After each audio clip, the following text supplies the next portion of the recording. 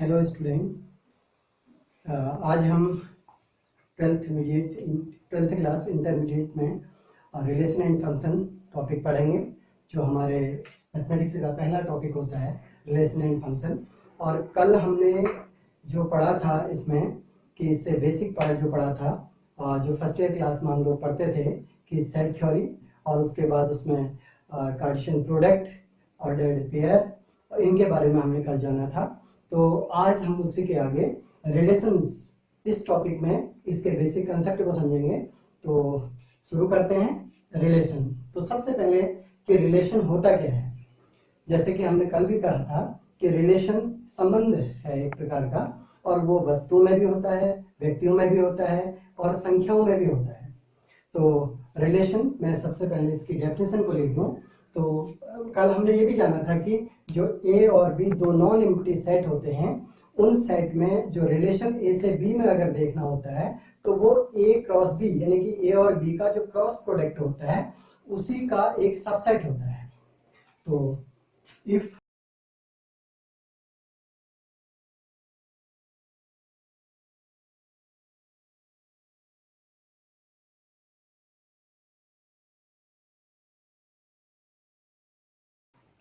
यानी कि ए और बी दो नॉन एम्प्टी सेट, इस बात को देख लीजिए। ये नॉन एम्प्टी सेट का मतलब ये होता है कि वो रिक्त समुच्चय नहीं होना चाहिए, उनके भीतर कोई एलिमेंट अवश्य होना चाहिए।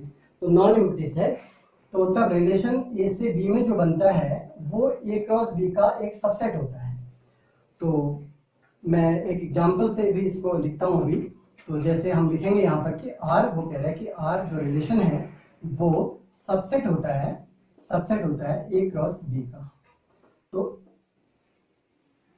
अब ऐसे ए क्रॉस बी में बहुत सारे एलिमेंट होंगे और उसके कितने सबसेट होंगे, और सबसेट जो बनेंगे क्या वो सारे के सारे रिलेशन बनेंगे या फिर कोई छूट जाएगा उसमें, ये सारी बातें इसमें अभी पढ़ते हैं हम। मैं एक एग्जांपल लेता हूं कि सपोज ए एक सेट है 1, 2 और 3, और एक बी सेट है अनदर सेट बी, और जो है 1, 4, 9, 12, ऐसे कोई सेट है। अब हमें ए से बी में एक रिलेशन देखना है। ए से बी में रिलेशन देखने के लिए हमने कहा कि ये जो ए से बी में एक जो रिलेशन होगा वो ए क्रॉस बी उनके कार्टेशियन प्रोडक्ट का एक सबसेट होगा।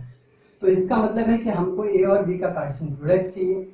तो उसके बाद हम फिर रिलेशन देखेंगे, उसमें कौन किससे मैप्ड हो रहा है, यानी कि ए के एलिमेंट बी के किन एलिमेंट से जुड़ रहे हैं, वही रिलेशन माने जाएंगे, बाकी के रिलेशन नहीं होंगे। बी में कोई एलिमेंट छूट भी सकता है या नहीं भी छूट सकता है, दोनों कंडीशन हो सकती हैं। तो सबसे पहले हम ए क्रॉस बी, जो कल पढ़ भी लेते हैं, एक बार फिर से देख लेते हैं। ए क्रॉस बी, ए क्रॉस बी का मतलब हुआ कि कल हमने यहाँ लिखा भी था, ए के एलिमेंट लिख दिए थे, फिर उसके बाद बी के एलिमेंट एक बार, फिर बी के एलिमेंट, फिर बी के एलिमेंट, ऐसे जितने भी बार यहाँ जितने एलिमेंट यहाँ है उतनी बार हम उसको लिखते थे। लेकिन इसको सीधे सीधे भी कर सकते हैं कि 1, 1, 1, 1, फिर उसके बाद 1, 4, फिर उसके बाद 1, 9, फिर उसके बाद 1, 12, फिर एक का गुणा, फिर यहाँ से एक, फिर इसके साथ एक, फिर इसके साथ एक, फिर इसके साथ, ऐसे ऑर्डर्ड पेयर बनेंगे।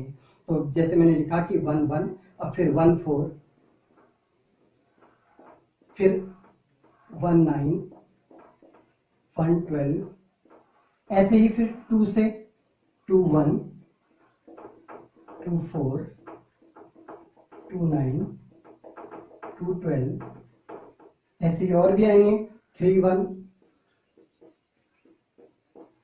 3, 4, 3, 9, 3, 12, ये ऑर्डर्ड पेयर है। अब कितने बने हैं ये और कितने होने चाहिए, इस बात को भी हम समझेंगे। यहाँ पर ए क्रॉस बी में एलिमेंट होने कितने चाहिए, और कल हमने एक बात पढ़ी थी कि ए के एलिमेंट कितने हैं, बी के एलिमेंट कितने हैं, उन दोनों का प्रोडक्ट करते हैं, गुणा करते हैं उनको, और वो जो है इस ए क्रॉस बी के एलिमेंट होने चाहिए। तो n A is equal to 3, इसमें 3 एलिमेंट हैं, और n B is equal to 4, उसमें 4 एलिमेंट हैं। तो अब अगर n A into n B करते हैं, n A into n B करते हैं, तो 3 into 4 a is equal to 12, यानी कि 12 एलिमेंट इसमें होने चाहिए। 1 2 3 4 5 6 7 8 9 10 11 12, 12 एलिमेंट है। तो ये ए क्रॉस बी है। इसमें जो भी एलिमेंट हैं ये अपने आप में सभी एक रिलेशन है। ये अपना एक रिलेशन ये भी है, एक रिलेशन ये भी है, ये भी एक रिलेशन है, ऐसे सब अपने आप में एक रिलेशन है। ये दोनों भी एक रिलेशन है, ये दोनों भी एक रिलेशन है, ये दोनों एक रिलेशन है, ये दोनों ऐसे, ये तीन एक रिलेशन है, ये तीन भी एक रिलेशन बनाएंगे, ये तीन भी एक रिलेशन, ऐसे बहुत सारे रिलेशन। तो कितने रिलेशन हो सकते हैं इसके? तो इसलिए ए से बी में जो रिलेशन होंगे, नंबर ऑफ रिलेशन, तो वो हो जाएंगे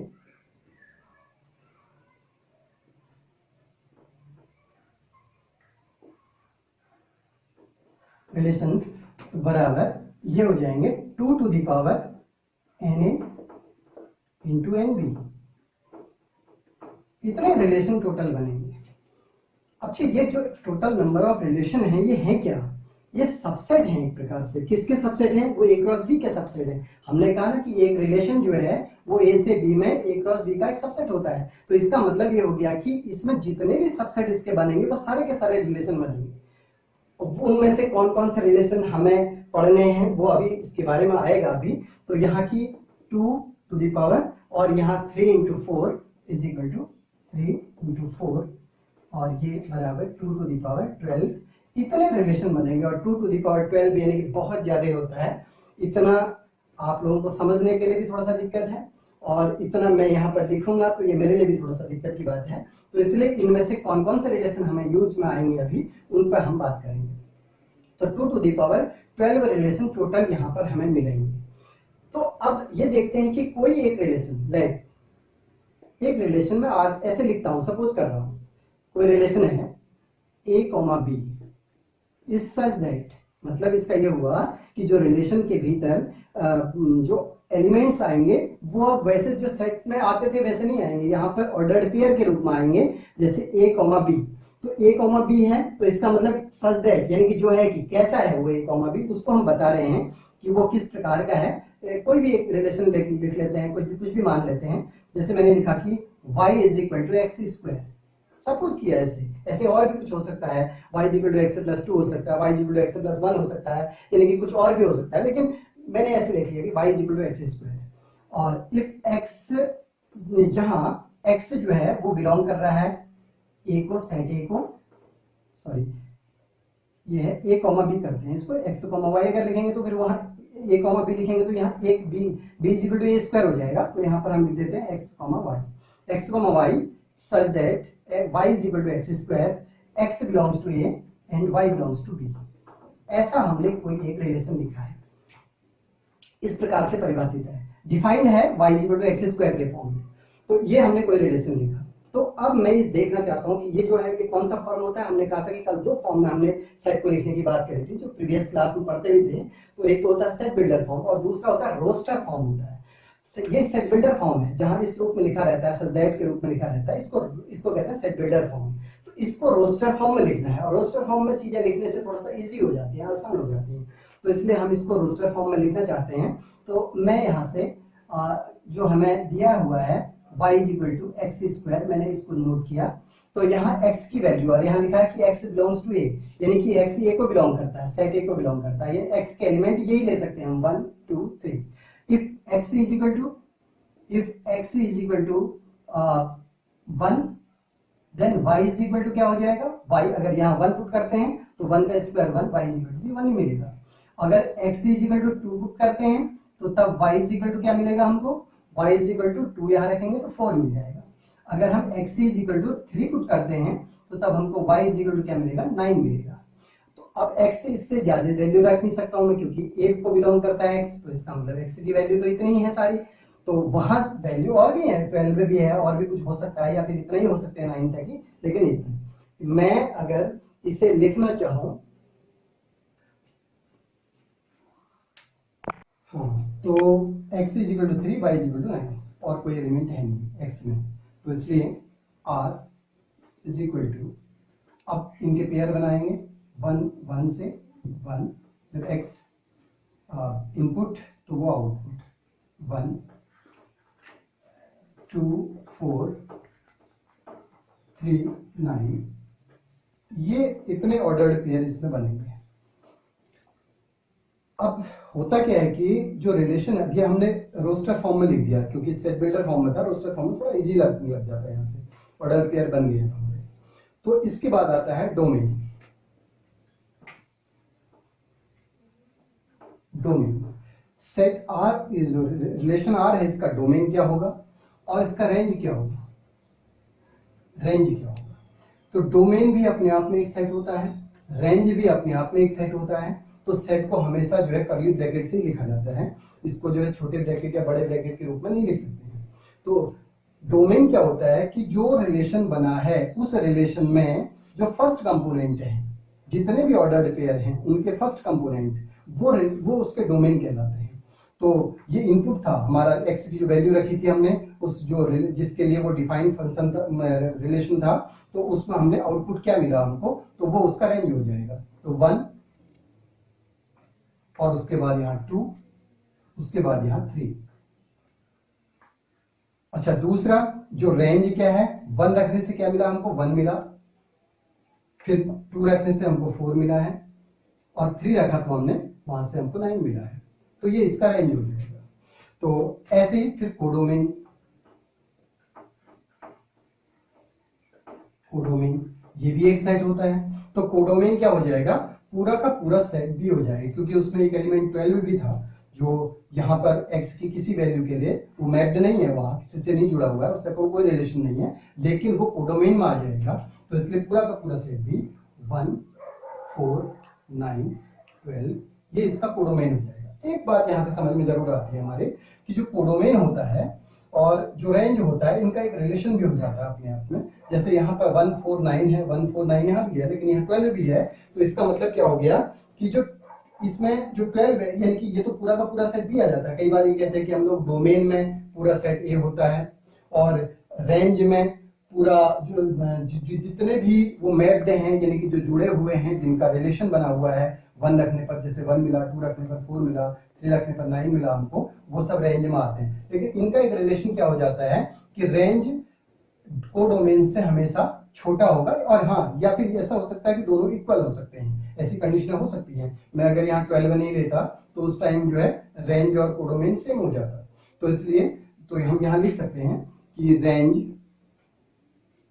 किसी भी रिलेशन के लिए, फंक्शन में भी अगर पढ़ेंगे तो यही बातें होंगी वहां पर भी, जो रेंज होता है वो लेस देन भी कह सकते हैं आप इसको, या सबसेट भी कह सकते हैं, या तो सबसेट कह लीजिए, या फिर लेस और इक्वल कह लीजिए, इसको जैसे भी कहना चाहें, कोडोमेन।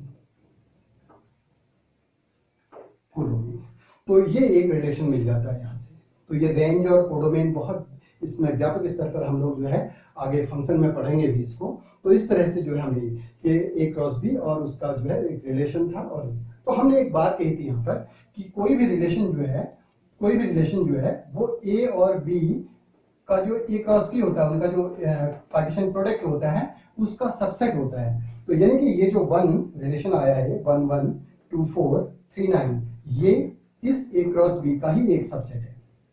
अगर सबसेट का मतलब यानी कि ये सारे एलिमेंट इसमें मिलेंगे आपको, ये पूरा एक सेट है, ये उसका सबसेट है। तो इसका मतलब ये सारे मिल जाएंगे, 1 1 यहाँ मिल गया हमको, 2 4 भी कहीं मिल जाएगा हमको, और 3 9 ये भी मिल जाएगा हमको, ये सारे। तो इसका मतलब है कि खाली 1 1 होता तो वो भी एक रिलेशन होता क्या? बिल्कुल हो सकता है रिलेशन। कितने रिलेशन हो सकते हैं? तो हमने कहा कि 2 to the power 12 रिलेशन होंगे। बहुत बड़ी संख्या होती है, तो 2 की घात 12 यानी कि बहुत बड़ी संख्या, इतने रिलेशन बनाए जा सकते हैं। अब वो कैसे होंगे, थोड़ा सा अंदाज लगाइए। ऐसे 1 1 एक रिलेशन हो गया, 1 4 एक रिलेशन हो गया, ऐसे 12 रिलेशन तो यही हो गए। फिर अगर इन दोनों को ले लें, फिर इन दोनों को ले लें, इन दोनों को ले लें, ऐसे सबको, फिर ऐसे 3 3 को ले लें, 4 4 को ले लें, 5 ले लें, ऐसे। तो इस प्रकार से बहुत सारे रिलेशन बनेंगे। और अब हम आगे ये भी पढ़ेंगे कि अगर मैं एक बात बताऊं आपको कि इनमें से सभी को हटा दिया जाए एक बार के लिए, सबको हटा दूं, तो यहाँ मुझे क्या मिलेगा? एक कर्ली ब्रैकेट यहाँ दिखेगा, एक कर्ली ब्रैकेट यहाँ दिखेगा। तो इसके बीच में कुछ नहीं मिलेगा। मैंने ये सारे एलिमेंट्स हटा दिए, यहाँ से ऑर्डर पेयर हटा दिए, तो ये मिल गया मुझे। तो ये क्या है? एक रिक्त समुच्चय, रिक्त है, रिक्त सेट समुच्चय बन गया है, एम्प्टी सेट बन गया है, नल सेट जिसको कहते हैं। तो इसलिए हम इसको फाई से भी लिखते हैं, तो ब्रैकेट के भीतर तो नहीं लिख सकते हैं, फाई को अलग से लिखा जाता है, ऐसी व्यवस्था की गई है। तो लेकिन एम्प्टी, तो इसका मतलब है कि क्या जैसे 1 1 एक रिलेशन था, 4 1 4 एक रिलेशन था, ये सारे रिलेशन हैं, तो क्या 5 भी एक रिलेशन होगा? तो बिल्कुल 5 भी एक रिलेशन होगा, क्योंकि 5 भी सबसेट है A क्रॉस B का, कि कोई भी समुच्चय का उपसमुच्चय होता है 5, तो इसका मतलब 5 भी एक रिलेशन होगा, और इसी के बारे में आज हम यहाँ स्टडी भी करेंगे।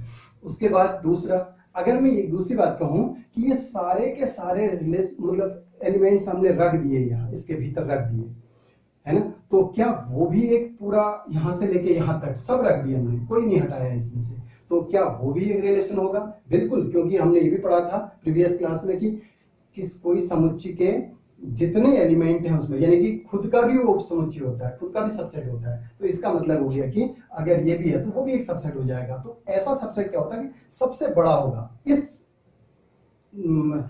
सेट के लिए, ए और बी जो सेट दिए हुए हैं इनके लिए सबसे बड़ा सेट जो है वो सबसेट जो है उसका वो ये हो जाएगा कि सारे के सारे एलिमेंट उसमें मौजूद हो, और जब सारे के सारे एलिमेंट मौजूद होंगे तो ये एक बहुत बड़ा रिलेशन बन जाएगा। तो अभी देखिए आपने दो चीजें पढ़ ली है, फिर एक तो पढ़ा आपने कि एक 5 एक इसका रिलेशन होगा, अच्छा दूसरा आपने पढ़ा कि एक और भी रिलेशन होगा जो सबका होगा, यानी कि सबसे बड़ा होगा, तो उसको कहते हैं यूनिवर्सल रिलेशन। ये हो गया एम्प्टी रिलेशन, ये हो गया यूनिवर्सल रिलेशन। तो दो रिलेशन यहाँ पर जो है वो होते हैं, जो सबसे छोटा रिलेशन होता है किसी भी सेट के रिगार्डिंग तो वो होता है 5, और जो सबसे बड़ा रिलेशन होता है वो होता है यूनिवर्सल सेट या यूनिवर्सल रिलेशन। वो यूनिवर्सल रिलेशन सबसे बड़ा रिलेशन उस समय माना जाएगा जो भी उसमें एलिमेंट होंगे। ऐसा नहीं होगा कि इनके लिए सबसे बड़ा रिलेशन मतलब हर किसी सेट के लिए या उनके क्रॉस प्रोडक्ट निकाला हमने तो उसके लिए जो रिलेशन आएगा वही सबसे बड़ा होगा, ऐसा नहीं होगा। लेकिन इसके लिए सबसे बड़ा हो सकता है यहाँ पर कि इतने एलिमेंट उसमें हो सकते हैं, तो इस तरह से रिलेशन बनाए जाते हैं। तो जैसे वसुधैव कुटुंबकम, ये भी एक रिलेशन होता है, और ये सबसे बड़ा दुनिया का सबसे बड़ा रिलेशन यही माना जाएगा। तो इसके बाद हम एक और चीज पढ़ते हैं यहाँ पर, ये तो था कि जब ए और बी दो नॉन एम्प्टी सेट है, अगर ये हो जाए कि एक ही सेट हो दूसरा सेट नहीं हो, मतलब कि इस तरह से हो जाए सेट ए दिया है दूसरा कोई सेट नहीं दिया है, तो तब हम जो रिलेशन देखेंगे वो किस से किस में देखेंगे। अभी तो हम ए से बी में देख रहे थे, तो उसको कहते हैं रिलेशन ऑन ए सेट, उसको कहते हैं relation on A set, relation on a set. यानी कि एक सेट पर जो संबंध होता है उसको कहते हैं रिलेशन ऑन ए सेट। मतलब यह हो गया कि इसमें जो हम ए से बी में रिलेशन देख रहे थे उसमें ए से बी में न देखकर और उसमें भी बी इज इक्वल टू ए कर दिया जाए, तो तब हम ऐसे जो रिलेशन होते हैं उसको कहते हैं रिलेशन ऑन ए सेट। और यही रिलेशन बहुत ही इंपॉर्टेंट टॉपिक है ये रिलेशन ऑन ए सेट, क्योंकि इस पर बेस्ड हमारा यहाँ का मैथमेटिक्स है, जो रिलेशन हम पढ़ेंगे सारे वो है रिलेशन ऑन ए सेट, यानी कि एक समुच्चय पर संबंध, ये बात हम यहाँ पर पढ़ेंगे। तो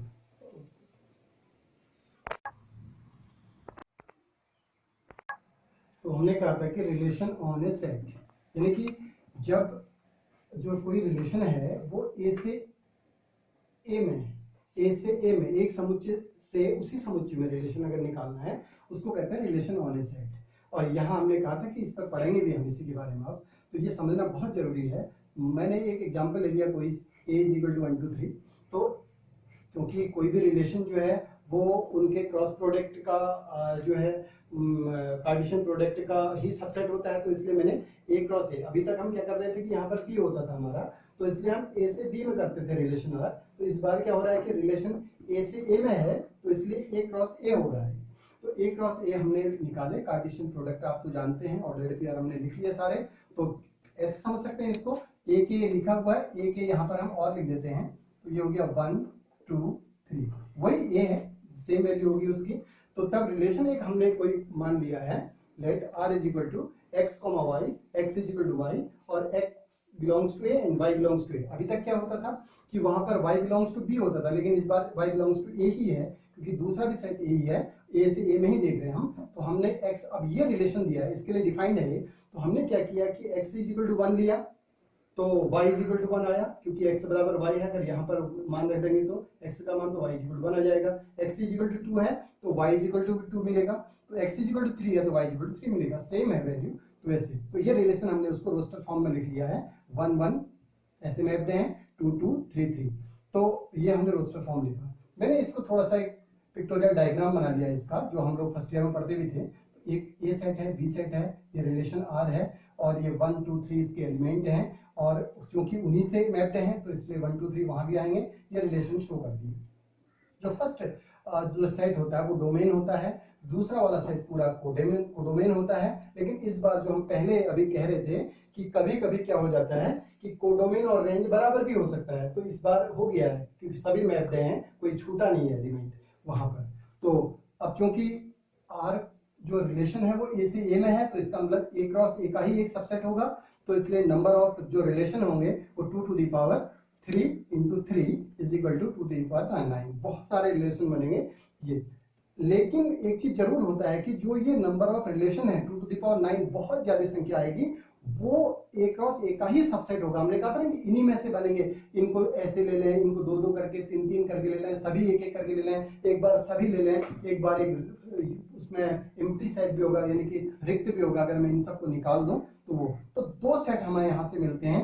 एक 5 जब मैं इन सबको हटा दूं, यानी कि इसके रिलेशन में से इनमें से सबको हटा दूं, 2 टू द पावर 9 हटा दूं, एम्प्टी मिल जाएगा। एक में सभी 2 टू द पावर 9 को प्लस ऐड कर दूं तो वो यूनिवर्सल रिलेशन मिल जाएगा मुझे।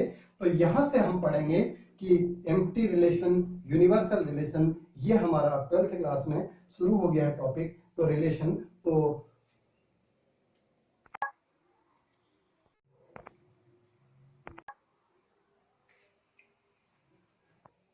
अब हम ये रिलेशन पढ़ेंगे, यानी कि एम्प्टी रिलेशन क्या होता है, यूनिवर्सल रिलेशन क्या होता है और आइडेंटिटी रिलेशन क्या होता है। जैसे कि अभी आपने देखा कि एम्प्टी रिलेशन और यूनिवर्सल रिलेशन जो है वहां पर हमने कहा कि वो उसी के सबसेट हैं, लेकिन डेफिनेशन क्या है इसका, कोई एग्जांपल जिससे हम समझ जाए क्योंकि क्या यूनिवर्सल रिलेशन है, क्या एम्प्टी रिलेशन है, आइडेंटिटी रिलेशन।